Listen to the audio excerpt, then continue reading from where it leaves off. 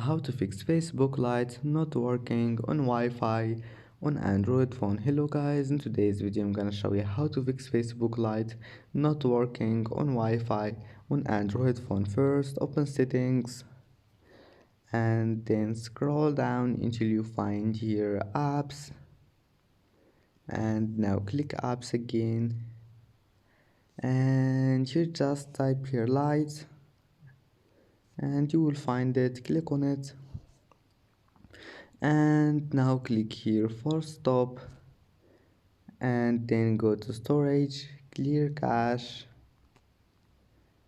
and now just go to data usage, and this one Wi-Fi, if you found it like that, just click on it, enable it. And if that doesn't fix your problem, just click storage, manage storage, and then just click clear, and that's it.